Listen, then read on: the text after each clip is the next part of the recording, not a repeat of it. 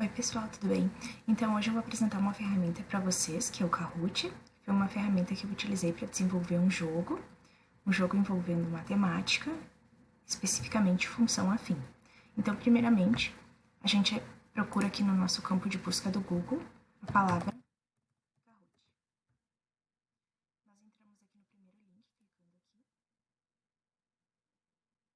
Observe então que vai aparecer essa página para nós.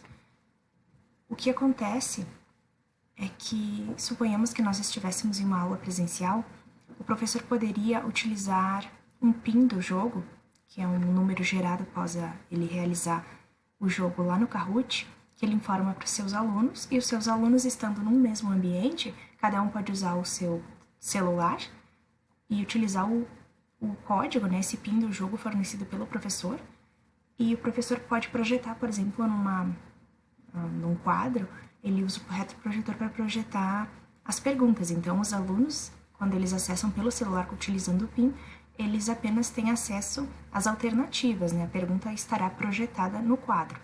Como nós estamos no momento atual em isolamento social, na pandemia do Covid-19, então não é interessante para nós utilizar esse método, mas ainda nós conseguimos utilizar essa ferramenta Kahoot. Então, como nós faremos isso? Nós entraremos aqui no site kahoot.com logo abaixo. Aqui, então, nós temos a página do Kahoot. Observem que ele faz uma tradução, né? Porque esse site, na verdade, ele é em inglês, ele faz uma tradução para o português. Então, aqui está o site oficial do Kahoot. Como eu tenho uma conta, então eu vou me conectar a ela, mas quem não tem pode também fazer, é gratuito.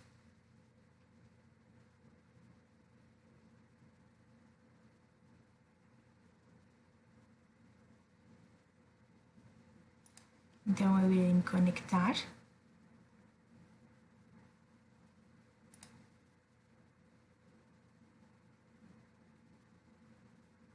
A internet está um pouco lenta.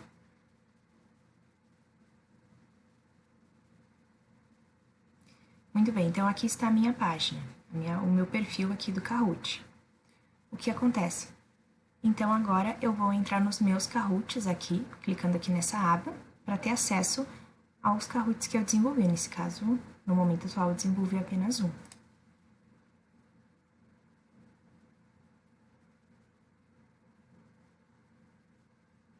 Então aqui está o Kahoot que eu desenvolvi, né, o jogo, que eu falei anteriormente, que é sobre matemática, especificamente sobre função afim. Se eu clicar aqui em toque, eu vou iniciar o jogo. Então, clicando aqui, então ele me traz, antes de eu de fato iniciar o jogo, ele me traz essas informações aqui, ensinar ou atribuir. Se eu utilizar ensinar, o que acontece? Seria o que eu comentei anteriormente, né? No caso, eu estaria numa sala de aula presencial com os meus alunos, eles teriam o celular deles, eu iria projetar no quadro somente a pergunta, e eles teriam no celular, utilizando o PIN, né, do jogo, eles teriam acesso somente às respostas, então eles iriam só escolher qual é a resposta correta daquela pergunta que eu iria projetar no quadro. Isso se torna interessante numa turma presencial porque gera uma certa competição entre os alunos, porque automaticamente no quadro vai aparecer quem acertou, quem errou, e vai aparecendo os pontos. Então, os alunos se torna interessante essa competição. O Kahoot é uma ferramenta que ele proporciona isso dentro de um contexto ali em que estão os alunos testando os conhecimentos deles. Então, se eu utilizar esse método no formato presencial, ele é uma ferramenta que ele me dá uma resposta instantânea, né? Os alunos, ali naquele momento, eles já identificam quem errou, quem acertou, quem tá na frente e quem não tá em relação ao jogo. Mas nós não iremos utilizar essa alternativa, porque para nós não é interessante, né? No momento atual, nós estamos em isolamento social e nós não conseguimos, então,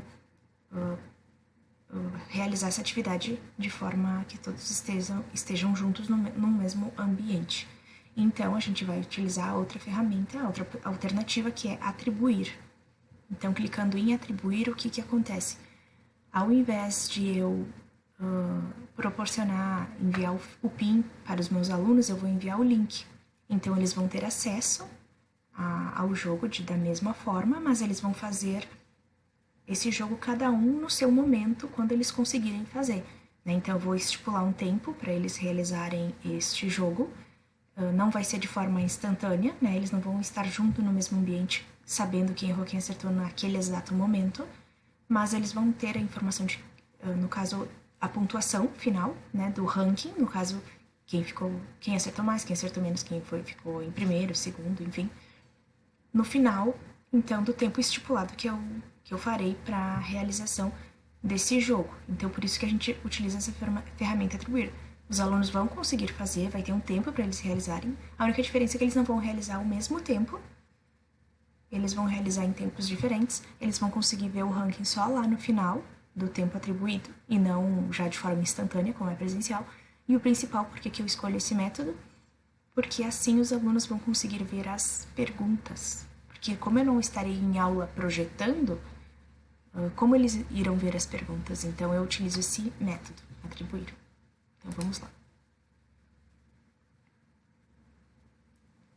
Então aqui no caso eu já atribuí a quantidade de dias, né? Então o meu Kahoot ele vai terminar em 16 dias. Então aqui só para ver as informações deste desafio.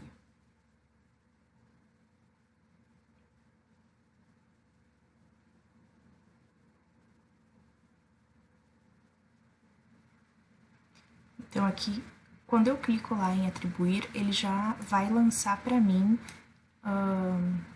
as minhas opções. Na verdade, eu já fiz isso, né? Por isso que não estão aparecendo aqui as opções, porque eu já fiz isso. Mas ao clicar pela primeira vez, aparece para a gente fazer essas alterações dentro do nosso jogo. Então aqui eu coloquei, né, o meu desafio, eu estipulei um tempo de 17 dias, a data do início, então, 10 de fevereiro, e a data do término no dia 27. Essa é a data que eu estipulei. Lembrando que eu posso alterar a qualquer momento essa data. Por exemplo, eu estipulei uma data longa. Se eu vejo que todos os meus alunos eles já responderam ao questionário, eu vou lá e mudo essa data, que daí eles já podem ver o ranking, né? Não precisam esperar até o dia 27, já que já todos responderam, suponhamos. Então, aqui, observem, eu tenho convide mais jogadores. Então, aqui eu tenho a URL, que é o link, né? Então, eu copio a URL, que é o que eu vou disponibilizar para os meus alunos neste caso. Aqui embaixo eu tenho o PIN, que seria, no caso, se eu estivesse numa aula presencial. Daí eu poderia usar o PIN, que seria um jogo mais interessante, seria de uma forma instantânea. Mas como nós estamos agora em isolamento social, nós também podemos utilizar o Kahoot, não será de uma forma instantânea, mas a gente consegue utilizar, todos os alunos fazerem, estipula um prazo e depois lá no final todos eles conseguem ver o ranking dos seus oponentes, digamos assim.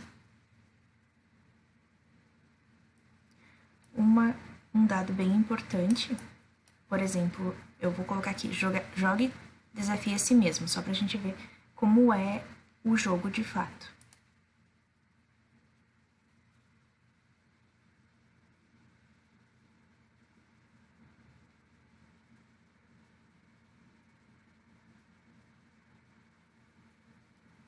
Então aqui, na verdade, eu já joguei esse jogo antes, né? Eu já testei ele, então ele tá pedindo se eu sou a Angel de fato, né? Então, no caso, sim, eu sou, mas caso eu não tivesse jogado, ele pediria pra mim escrever um nickname, né? Escrever um apelido. Então, a única recomendação que a gente dá para os alunos é que eles, de fato, utilizem os nomes deles próprios. Primeiro, para os colegas terem condições, né, de verificar quem está na frente, quem não está. E o mais importante, que é o professor ter o controle se o aluno fez a atividade ou não. Se ele utilizar um nome diferente, o professor não vai saber quem é aquela pessoa. Então, se ele quer mostrar ao professor que ele fez a atividade, é interessante que ele utilize o nome dele mesmo. Então, aqui no caso, eu utilizei meu nome, ele já identificou isso e ele está pedindo se eu sou a Angel, né? Então, sim. Então, a função identidade é considerada uma particularidade da. Então, aqui verdadeiro ou falso, ó, verdadeiro ou falso. Então, eu clico aqui, observe que está correto, apareceu em verde. Então, eu que decido quando eu vou avançar, né? Então, sim, está verdadeiro, agora eu vou para a próxima pergunta. Observem que eu respondi a questão e ele já vai pontuando. Observem que tá no 2708, porque anteriormente eu comecei a fazer esse jogo, então ele entende que eu estou continuando o jogo, né? Mas, no caso, partiria do 1000, no caso, a primeira questão. E ele não contabiliza 1000, mesmo que a gente acerte, porque ele leva em consideração o tempo da pergunta. Então, se eu demorei muito para responder, mesmo que a resposta esteja certa, ele vai contabilizar uma nota menor. Então, suponhamos que eu e o meu colega respondemos certo. Quem respondeu mais rápido vai ter uma nota maior. Essa é a ideia do Kahoot. Todo gráfico de uma função linear.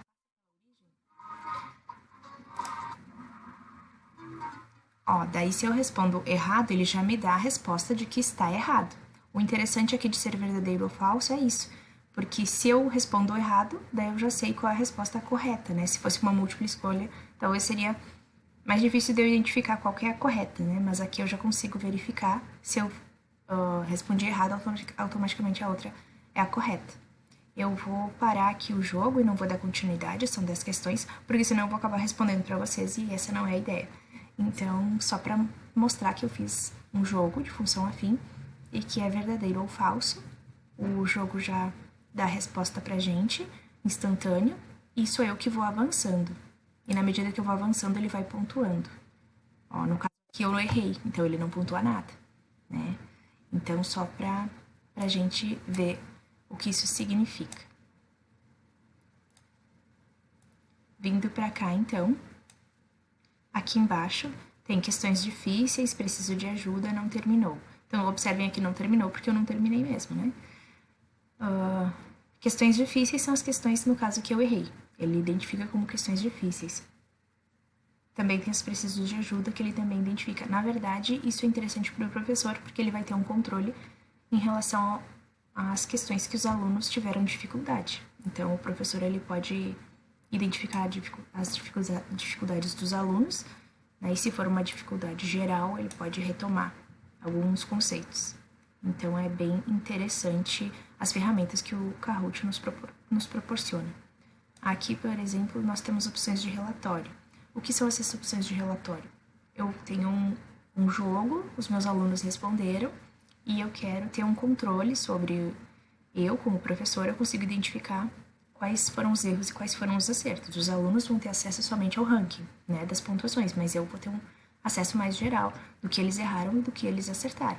Então, aqui, clicando em opções de relatório, eu posso fazer um download do relatório, né? Posso baixar esse relatório, posso apagar também o relatório, posso ver outros relatórios, posso fazer a impressão. Então, é bem interessante. Então, pessoal, por hoje foi isso. Eu espero que vocês tenham gostado. E a gente se vê por aí.